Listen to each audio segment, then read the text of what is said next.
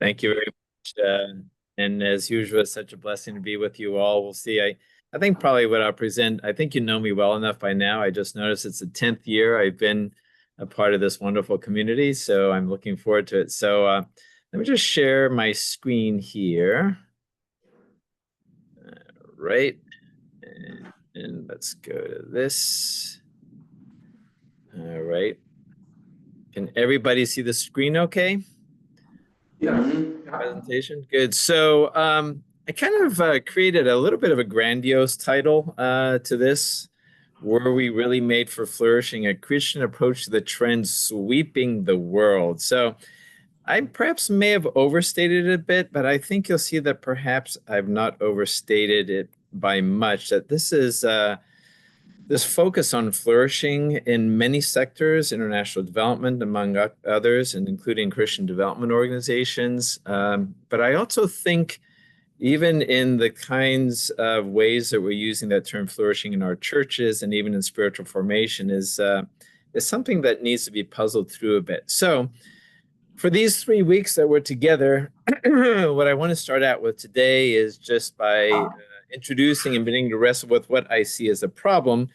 And the problem, as I'll state it, and I'll say a little bit more about this obviously today, is to what degree is this concept of flourishing useful or helpful for us as Christians? And what are the potential limitations and dangers that it might pose for us? Then next week, we'll examine the details about how we got here from, in many ways, the focus on income are the material aspects to the focus on happiness, well-being, and now on flourishing, and explore a little bit more the dimensions of flourishing, their application, across authors and across sectors and things, including churches, and then reaching some conclusions in terms of scrutinizing what's going on this from a Christian perspective, including, what might be good about it, what the limitations are, and some potential alternatives. So let me start out just by kind of sharing with you, and as usual, I'm going to help you to puzzle through this with me. And so let me just kind of state what I see to be, quote unquote, the problem. Maybe I think problem's a good word. So I think we're being told in many different ways through this word flourishing and through the way that it's being used that our goal, or we talk about it from a Christian perspective, God's goal for us is for us to flourish and to help others do the same. I think it's important, right, to have that segment. It's not just all about us from a Christian perspective when it is, but it's about helping others do the same. On the secular side, it's not quite as prevalent, kind of helping others do the same. It's more focused on kind of the individual. In addition to this, right, how flourishing is defined by different people, by different actors, by different authors, even though it may differ substantially on the surface in terms of the details and components, really underneath that, I think there's a lot of commonality in that you have both material dimensions, kind of, wealth, et cetera, but you also have these psychosocial dimensions and components from a Christian perspective, the way it's used, including a relationship with God. And so the question is, though, to what degree is this concept useful or helpful for us as Christians in terms of the way that we're using this, in terms of the way that this term flourishing, what goes with it is leading us to focus on it? And are there certain dangers that might accompany this? So let me just say that, again, trying to perhaps bring you up to speed, if you're not aware of it already, that this thing on flourishing is pretty big. And so I just have a quote here that I'll read. Right, this is back in 2021 by the Templeton World Charity, drawing on this published research and this talking about research on flourishing. This paper argues that the science of human flourishing in all of its dimensions can accelerate progress toward major public policy priorities, such as the Sustainable Development Goals. If you're not familiar with them, just ask me, jump in anytime, and other global agendas. Too often, public policy pursues a vision for the future based narrowly on human survival rather than human potential. So this is back in 2021. Obviously, the concept of flourishing has been around for quite a while, going all the way back to Aristotle, but something has accelerated in these last 10, 15 years. And this global flourishing study that was just released in 2025 has just made a huge splash in governments, in policies and programs and funding and things like that. Let me just play you a clip. I'm going to play you a clip from this global flourishing study. It's only 2 minutes, so you get a sense of it. Can you hear it okay? Yeah. We humans have been very busy mapping the expanse of the world, from mountaintops to ocean depths, and every creature, plant, and element along the way. We've mapped the planets and the stars, even the code to human life. We are a curious bunch, which brings us to that one rare thing that remains surprisingly unmapped. The question: what causes human flourishing? What exactly is it that moves human beings to contentedness, vitality, hope, good character, mental health, and fruitful relationships? Is there a set of researchable, repeatable waypoints that charts humanity's course to our very best selves? The Global Flourishing Study is a research initiative whose ultimate goal is to map that very mystery, to find pathways to the causes of flourishing, as well as obstacles that keep us from flourishing, across diverse countries, cultures, beliefs, income levels, and vocations.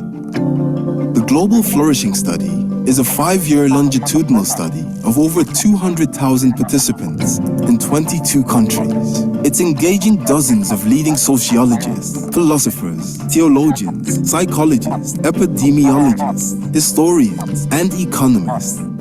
By putting deep empirical data behind questions we all care about, the Global Flourishing Study is not just charting the hows and whys of human flourishing, it's mapping the very mystery of humanity. Follow the research at globalflourishingstudy.com.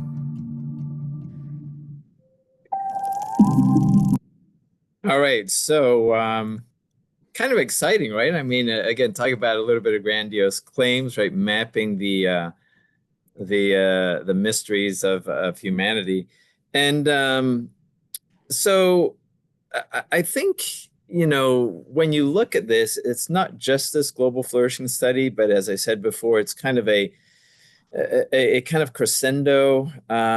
So you just kind of look at this quote from the latest book, or one of the latest books. This book is called Leadership for Flourishing. So flourishing is a global goal. In other words, the United Nations Sustainable Development Goals, a global right. I'm not so sure these claims there, but this is the way that people are talking about it. In other words, in the UN, the United Nations Human Development Board, and become a global rule. I think that's a little bit overreaching, but you know, environment, sustainability, and governance standards. It's people are talking this way. And just a little bit of sample of books. You can go back to Wolf, right, in 2015. I'm sure many of you know him as a theologian. Flourishing: Why We Need Religion in a Globalized World. Crooked and Capic, flourishing is not in the title, but it's kind of the core of what they're doing, becoming whole, why the opposite of poverty isn't the American dream. And Sherman's book, which I really, really like, Agents of Flourishing, Pursuing Shalom in Every Corner of Society. And just to tip my hand a little bit, I think that probably shalom is an alternative paradigm, although Sherman kind of equates the two. So what I would love to do is just let's start off. I'd love to get a sense of where you are with kind of your thinking about flourishing, if you've thought about it, or even just your reaction. So we'll just open it up. How would you all define or explain flourishing? What comes to mind when you hear that term as applied to individuals, to us, to all of us? How would you define or explain flourishing? I'll be a pain in the I'm butt. going to have you help me out here. Yep, go for it. I'm gonna be a pain in the butt. Flourishing is stagnation, because if you have everything that you need, what do you struggle for? There you go. I mean, many people will claim that you can never actually achieve it, but yes, I like what you're saying. Flourishing, it's almost like people have it as a state of being, which I think is one of the problems, right? So good. Love that. David, for me, flourishing has always been a positive Christian concept. Mhm. I'm always reminded of, I may have shared this before, Peter and Carol Schreck, Carol said to Peter once, Peter, what do you mean when you say you love me? And he thought for a moment, and then he said, when I say I love you, what I'm saying is, I want you to be. I want you to be, and then he explained that, and he said, I want you to be, and Carol said, well, that's not very romantic. But I want you to be, that is, I want you to become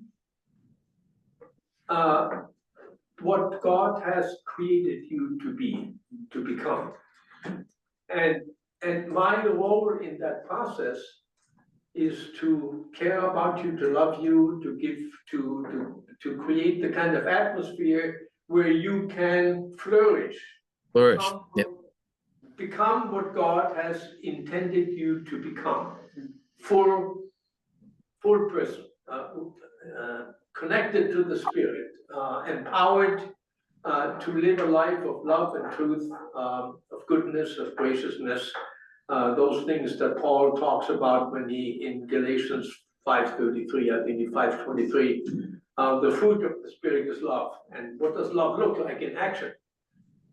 Joy, goodness, graciousness, etc., those words.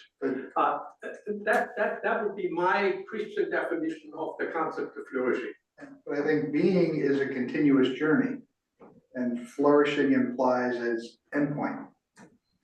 So to me, flourishing is a journey of continuation. We're still striving to achieve what God wants us to do. The job isn't done.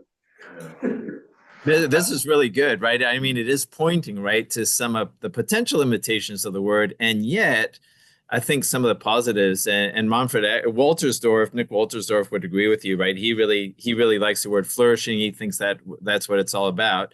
But I'm sorry, I forgot your name. You know, that there are, I think there are some limitations, but I'm really excited to see what you all think when we get into discussion after going through some more of this. So good. What about others? What do you think about, or when you hear flourishing? Well, I'd like to offer a slightly expanded view of that by reference to the Old Testament book of Ezekiel, chapter 36, where he says at the end of chapter 36, he's speaking through Ezekiel to the people about, and the Babylonian captivity has happened, and the temple was destroyed, and the city Jerusalem was ransacked and so forth, and in bad shape.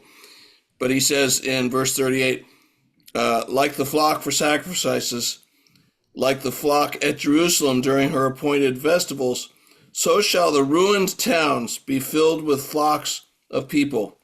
Then they shall know that I am the Lord. In effect, like if we take the commonplace as our example, when we started out that almost 10 years ago, we had no idea how that was going to flourish, so to speak. And it was just God acting through us. So as long as God is acting through us, we're trying to discern his will and follow that. I think that's how flourishing continues. Scott, and I love that example, because the Hebrew word, and I looked it up. I'm by no means a biblical scholar of Hebrew, but I believe the Hebrew word paraka, if I remember correctly, means to blossom, right? And so what you just gave us, how it flourished, how it blossomed, right, into something, another dimension of flourishing, like that. Good. Any others? You know, David, sorry, Stan. Go ahead, please. From someone that doesn't have a lot of, I guess I'm kind of speaking for the population that doesn't have a lot of understanding of a biblical background. The word flourishing to me always meant something like, oh, the crops are flourishing, or the. I've never kind of thought of it in a Christian way, or related to some kind of religious thought into that. I don't hear the word that often, so I've always kind of thought of it as, crops or the field or something like that is flourishing. I love that. And I think when you look at the Bible, it was such an agricultural culture, right? I think that flourishing, the prospering really does have that kind of material nature type aspect to it as well. So that's really good. That's a great observation. Yeah. Yep. A little bit like that, because I kind of recall, it's something that I don't think I was ever really taught in a sort of a rote way, but I think my dad was, because he, throughout my life, and I never, like I said, I don't think I ever saw this thing he would describe, but it's like a pyramid of needs and wants and so on, kind of like, if you're the individual, do you have food and shelter and maybe a job, and then once you have those, you're able to pursue interests and things you're able to basically project your individuality a bit onto the world, I suppose. And so that maybe that's related to being in a sense. And so yeah, but I do like Woody, I think of it in more of a practical sort of economical sense than a sort of spiritual or religious one, and more Right. And general. But yeah, that's good, right? Maslow's hierarchy of needs. And you actually see a lot of that when next week we'll go into the various dimensions, especially the global flourishing study, where they kind of say, you need that material stuff taken care of, so you have that leisure time to be able to kind of flourish in other areas as well. So yeah, that's really good. Anybody else? I had a chance yesterday or the day before. I like ruined towns, Scott. Thank you for mentioning ruined towns. I know some of the people that were in those ruined towns, and their faith, I'm sorry, hymn writers, but Charles Wesley and others, you're in deep trouble, because the guys that are writing hymns in ruined towns, you're not in a ruined town, they are. And the question is, where are we when we get into a ruined town? Where are we? Can we match up with the hymn writers? So I was studying Sodom and Gomorrah, you Abraham, you Lot. I'm studying you guys, and I'm thinking about those ruined towns that fell. And I'm thinking, I want to be there with you guys in your ruined towns. I want to play when it's time to play, when everyone's eating garbage out of the trash cans. I want to play. I want to see where the joy of your now thank we all our God is. So thank you, Scott, for ruined towns. I have a quick comment from the Oxford English Dictionary here, which suggests that in its first use in flourishing, the word is in 1303 by Robert Manning, Mannyng, a poet and historian. And in Middle English, it referred to plants were flourishing. And in decorative arts in Middle English, it was referred to. And then in the early 1700s, it started to become used for animals. The animals are flourishing. So again, something to do with what was supporting us in terms of food and animals and also art. Interesting, James. I'm going to have to go back to the King James version to see if they translated flourishing, because there are not many times in the Bible where that word flourishing appears in the ESV, for example. So good. Sal, I think you had something as well. Well, I think it's been said, and I would summarize it this way. I was thinking of, so the synonym is to blossom, I suppose. And maybe this is in response to Frank's point. If a caterpillar, goes through its thing and becomes a butterfly, the capabilities and the life that the butterfly lives is different than the life that the caterpillar lives. So while that may be very simplistic, to me, it has great meaning in that when you see, for example, your children or people around you, or a nephew that's just turned 45, has 3 kids, and has really gotten to that point in life where we used to say in business, I really like this guy because he's young enough to do this with great energy and old enough to know how to do it well. And that seems to be that sweet spot. And it's not an end point. It's a state of being that goes on for some period of time and can be exceedingly productive in so many good ways. So I I like the word flourishing, and I like to think of that when I look at my children and my nephews and nieces and family Yeah. members. So David, good.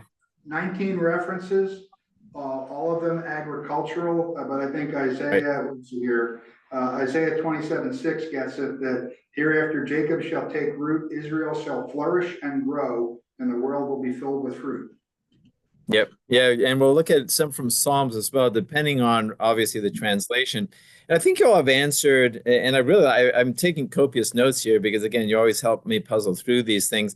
Some of the, we've answered a little bit, should we be striving for this or not? Some of the synonyms as well, building on what Sal just said, thriving, right, is another one. And I think there's something a little bit different between thriving and flourishing.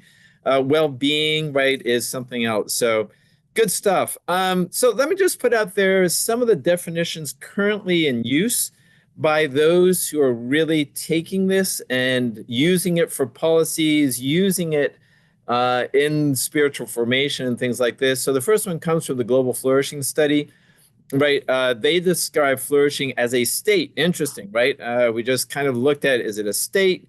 Is it something, right, that you're kind of striving for? There are different dimensions and different definitions along these lives. So a state in which all aspects of a person's life are good, including the context in which that person lives. We'll explore this a little bit more next week. Again, this is just a little bit of an introduction. Wolf talks about it, actually goes beyond just the state, right? Miroslav Volf, the theologian, says it stands for the life that is lived well, 1, the life that goes well, 2, and the life that feels good, all 3 together inextricably intertwined. That certainly complicates things, right? All of a sudden, flourishing has all of these additional dimensions, right? Including, this goes back to Aristotle, life that's lived well, a life that goes well, and a life that feels good. So a lot of times we kind of focus probably more on that last one. And this one from Fickert and Capert, right? Human beings are creatures who have been designed by God to enjoy loving relationships with God, self, others, and the rest of creation. You notice those 4 relationships tend to be the cornerstone of many evangelical approaches to not just flourishing, but just to understanding our purpose in life. And as such, right, human beings are called to be priests, kings, worshiping God and ruling in his presence. This is human flourishing. I think this definition is a little bit ambiguous. It seems to say that human flourishing consists of worshiping God and ruling in his presence, which, involves, again, kind of a different take on it. So just to throw these out, again, next week, we're going to kind of dig a little bit deeper into these in terms of the implications of them. So let's look at with some of the problems that I want to put before you that I feel kind of come up with this paradigm of flourishing. Yeah. Yes, please. Just throw a thought out for either now or the next week or two. Some of these definitions, all of them sound good for people who, the second one you did, a life lived well, life goes well, life that feels good. How do you flourish when you're in hardship? How do you flourish when you're dealing with a chronic disease? How do you flourish when exactly, Tim? When life does not seem to be good? And is that the right paradigm? Actually, we're going to touch on this right as I finish up here. So that absolutely, Tim, you anticipated where I'm going. So the first is just kind of the scriptural references, right?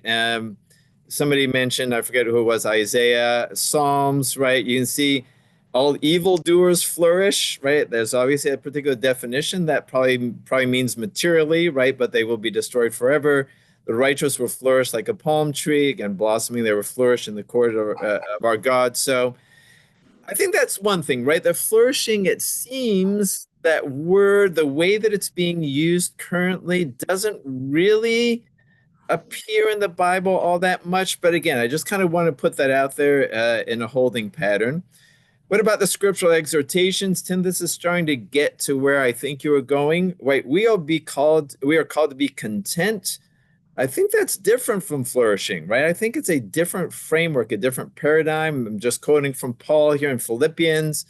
I'm not saying this because I am need, for I have learned to be content, whatever the circumstances, in any and every situation, whether well-fed or hungry, living in plenty or in want, and to be joyful and thankful always in all circumstances.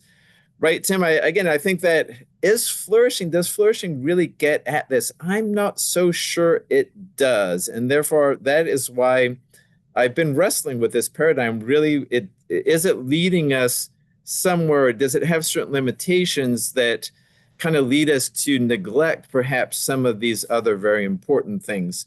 And finally, and this really gets to I think, Tim, what you're saying, right? We are called to view difficult times as productive times, as necessary times. And the quote that probably immediately comes to mind is from James. That's not to say that all difficult times, right, are necessarily, well, I won't get into whether God wills them for us, but God makes good come out of them. So the trials and tribulations, right, produce perseverance. Perseverance finishes its work. I'm not so sure. Well, actually, I'll take that back. I'm pretty confident that the secular perspective on flourishing does not take this into account. I've not read it, but this is a tension, right? And something where, from a Christian perspective, I think we need to wrestle with it. So let me then just finish up by returning to the problem. Does the concept of flourishing capture these key dimensions that we just kind of put forward, that of being content, that of, trials leading to perseverance, et cetera, et cetera? If not, right, might this paradigm of flourishing be leading us astray in some ways? But what can we learn from the focus on flourishing? Sal and you and others said, right, I like that word flourishing. It has some dimensions to it. I think it has some perhaps aspiration for ourselves and for aspirations we have for others. Manfred, you said that Peter, right, expressed to Carol. That was just so touching. Is there an alternative paradigm around well-being that is more in keeping with our Christian beliefs? And again, I'll tip my hand. I'm thinking that shalom might be it. It might be a richer paradigm. It might be more challenging for us than flourishing. But again, we'll explore these in the next 2 weeks, the weeks that come. So let me stop there. I know you said we had a little bit more time. It is 8. So questions, comments, thoughts, or things that you would like to wrestle with more in these next 2 weeks? I kind of have my own things set out, but I always love to see what you all kind of contribute and then try to make sure we're tackling that as well. David, I would pose it as a question. Go ahead, Sal. I would just ask if you could give us a few words on where resilience. Good one. Thank you, Sal. Framework. Yes. Thank you. I had not included that, but that is something that I have wrestled with a bit in this framework, and I had just forgotten about it. So thank you. Very good. Yes. To me, the question in flourishing is, what is your agency in that? What are you responsible for in your flourishing? Because when I read those definitions, it seemed like it's something that you just have. There's no effort to get it. Yeah, Frank, that's really good too. I'm taking a note that as a matter of fact, and we'll dig into a little bit of positive psychology. So positive psychology really has kind of helped form this framework. So we'll look at this a little bit. And one of those, right, and it goes back to Wolf's definition of leading your life well, right? That agentic definition where you do have a certain say in the matter, right? And it may be part of that might just be the kind of attitude that you adopt as trials and tribulations come, right? So you definitely do have agency, but where does agency fit into it? Great thought. Yep. What else? David, some of the definitions that you had up earlier about flourishing sounded very utopian. Sounded very utopian. They were not definitions of real life. We all experience life differently. And it seems to me, if we go back to the original context of flourishing, flowers, grains, etc., there are always the negatives in that process of growth. There are always negatives that impact that growth, but growth needs that. It creates, in human life, it creates what we call character. negative circumstances. I hated it when my wife died. It was awful, but it's amazing how that impacted my growing, my flourishing. I became more sensitive to the journeys of others, more open to accept the realities that were part of personal and common communal life. So that's just the utopian dimension of some of those definitions trouble me. That's really good. That's really good, Manfred. It raises in my mind another question, which is this then just a matter of redefining flourishing, right? To take into account, as you say, the processes by which flourishing occurs. And so, yeah, let's tackle that as well. Thank you. That's very good. Appreciate it. Well, Other thoughts? one of the things that I think where it could go astray is the prosperity gospel. Mm-hmm. Yep. Mm-hmm. Mm-hmm. And Yeah. and actually, just following up on what Manfred just said, I was thinking that, you know, the agricultural origins of flourishing, you always think about the crop coming in and yielding lots of food for us and everything's, you know, harvest home. But there are bad seasons in which crops are lost, and yet the creation is good because the weather processes of creation are all good in God's eyes. And so we have to take the bad with the good. That's good, Scott. Yeah, thank you for that. I'm so excited for these next 2 weeks. Keep it coming. I'm taking notes here. I think that the you know, certainly the concept of scarcity comes into this. I mean, how much flourishing can everyone have, in a very simple sense? Is my Yeah, no. is my certainly there's certain kinds of flourishing that are really going well right now for Americans, and others are not flourishing.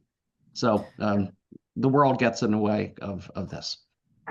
That's great, Scott. It's interesting. I will see next week the Global Flourishing Study has 6 dimensions, right? You can probably imagine some of them. But one, the 6th is really what they call the underpinning to all others, which is financial security. And I'm not so sure about that, right? I think from a Christian perspective, we would say the underpinning is a relationship with God, right? And that contentment that Paul gives us in the midst even of a lack of financial security. But, you know, that definitely gets to scarcity, right? And what is the conceptualization of scarcity and its impact or potential impact on flourishing? So good stuff. Yeah. Just a thought on that one. You think of the prodigal son. He had everything. He was flourishing, and he squandered it all. Amen. Or all the studies that are done on lottery winners. You know what happens to lottery winners, right? Happy. Their well-being actually decreases, right? The stress, and then so Frank, building on that, absolutely. How do we take that into account? Good. Anything else before we end up? Martin Luther's wife, after his death, was broke, and the reason is because they had some Spanish friends that came to town, and they said, "We're going to kill you guys. You've been a nuisance here." And of course, she thought she'd get some money from Denmark, but it never showed up. She's broke. Luther's wife is broke, and where's the money? Is she flourishing? Katie, the Flying Nun, are you flourishing in the midst of your husband's decease, and you're broke, and there's no Denmark money? I'm sorry, man, but I know you're flourishing in the midst of that, because you know about all the folks you're going to get to see up in heaven. And I hope you know that, because your husband, that's all he talked about all the time. That's what your husband taught, and all of his friends knew that. So that's the story. And whether she lost her husband too. And Katie Von Bora, the Flying Nun, I love you, man. I can't wait to see you up there. Right. And Sandy, for me, the question there is flourishing the appropriate term to use in that question? Might it be more, are you at peace? Are you content? Is flourishing really the right framework to use in that particular situation? When Jesus is on the cross, I'm not so sure that the question was Jesus flourishing on the cross really helps us out, right? I think there's something else going on there. So, we'll definitely tackle what you just said, Sandy. That's good. Yeah, appreciate it. Yeah, going back to the agricultural theme, agriculture depends on seasons. And I think in a lot of ways, when we think about flourishing, the spring is the time for growth, the summer is the development, and in the fall, everything must die in order to get a harvest. When you think of flourishing, I don't think you can think of just that one stage. I think you have to think of all the stages involved to see what comes to fruition.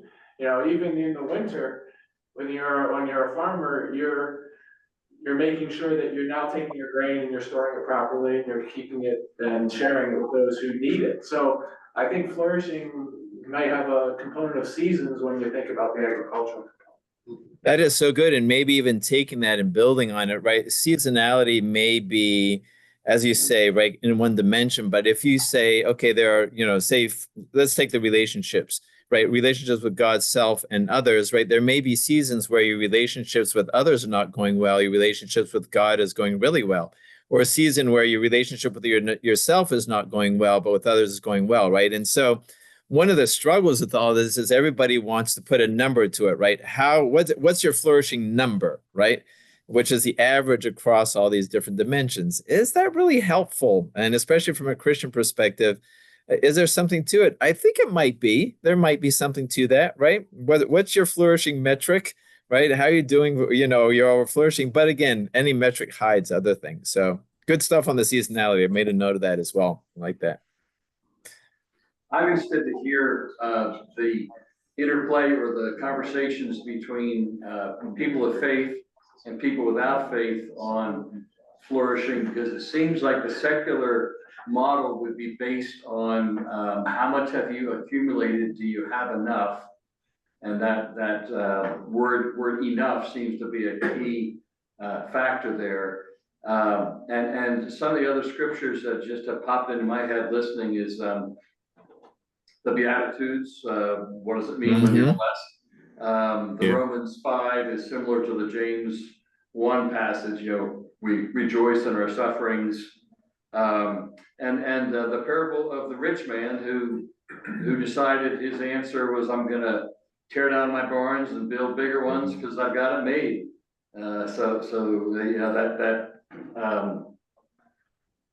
The model the secular world and sadly often the Christian world has is, how big is your bank account?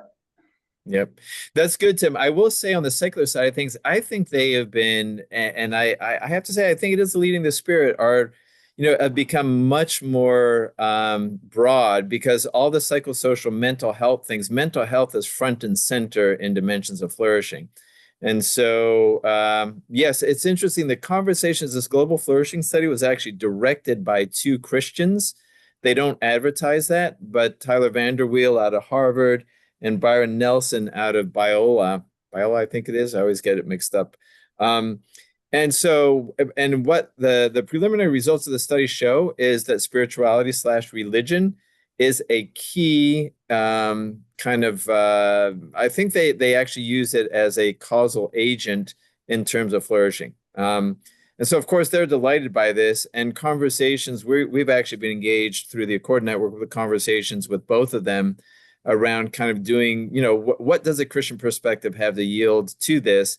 And they're delighted because they actually want the spiritual/religious dimension to be stronger. But just to come back to your original point, I think there is a lot that we can learn from those from a secular perspective, especially on the mental health issue. Where does mental health and spiritual formation, where does one begin and one end, right? I mean, it's a secular concept, but I think there's a lot of overlap in this, and it's absolutely fascinating, I think. Just one other thought is flourishing, is it from an individual perspective or from what definition of group? So like what we're doing is we're providing food to food banks to help others. So where are you flourishing? Is it you as an individual or your group, your community? Are there any boundaries? Good, Frank. And part of that is from a Christian perspective, some of the authors will insist that flourishing has to be a calling, has to be a vocation in terms of helping others to flourish. The secular side, Global Flourishing Study, doesn't quite get there, but community is a big aspect in terms of their indicators. So there is, again, some overlap there. So good point. Very good point. Tim, it's 8:12. I know you said a little bit more time, but yep. If you would close us I will. in prayer, be much appreciated. This is wonderful, you all. Great contributions. Looking forward to next week. Lord, I give you thanks so much for the community of this group. Lord, for the way that your Spirit speaks so clearly through just the promptings, the insights, but also, Lord, the sharing from experiences at times, very difficult experiences that we've all been through. And Lord, I thank you for that sharing. I thank you for that vulnerability, and I thank you for those insights. And I pray that as we continue to explore this topic of flourishing, that your Spirit will continue to lead us. And Lord, coming out of this, may we all be convicted of the importance, as Sandy always reminds us, Lord, to point people to Jesus. And it is in Jesus' name I pray. Amen. Amen. Thank you, Thank you, David.